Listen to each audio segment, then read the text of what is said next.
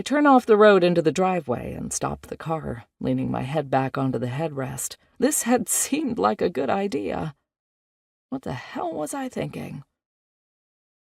Inhaling a deep breath and sitting up tall, I put my foot back on the accelerator. It's going to be okay, I tell myself. "Meow," Smudge says from the back, in confirmation or dissent, I'm not sure. We curve up the driveway past the first neighbor's house toward the second house, then make the left turn down the last stretch toward my mother's home, hidden in the trees. I roll slowly past the apple trees and the neighbor's orchard laden with green apples.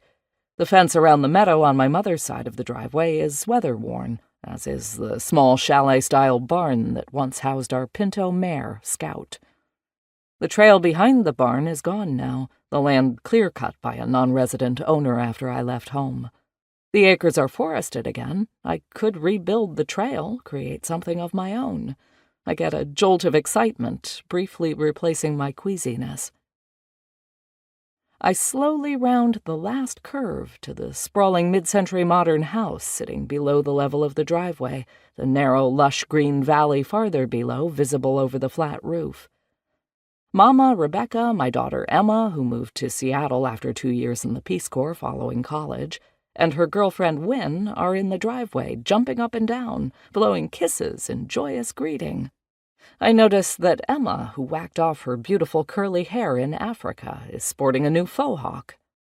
At nearly 6 feet tall, Wynne towers above my tiny mother, who is waving her outdoor walking stick, an old broom handle, her only concession to the instability of 96 years. Like Mama, Rebecca is tiny but mighty. I'm letting my short hair grow out, and it's the same jaw-length bob now as Rebecca's. She colors hers, though, while mine is au naturel, nearly white by the time I turned 40, though not yet as snowy as Mama's.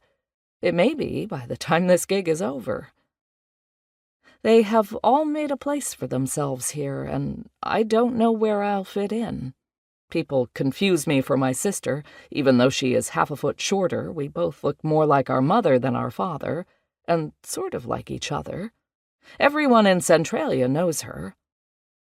I was my own person in North Carolina, but here I will be Rebecca's sister and Stella Joe's daughter. I've left myself on the other side of the country. I stick my sunburned left arm out the window and wave, which strains the shoulder I injured when I fell at a Crossroads grocery store in bumfuck Arkansas a week ago. Turning away from them, I pull into the carport and sit, looking out into the woods for a long moment, my hands unable to release their death grip on the wheel. I thank my old car for getting me safely here, in spite of a lost bolt resulting in a screeching belt coming down a mountain in the midst of a dust storm on a godforsaken stretch of Wyoming highway.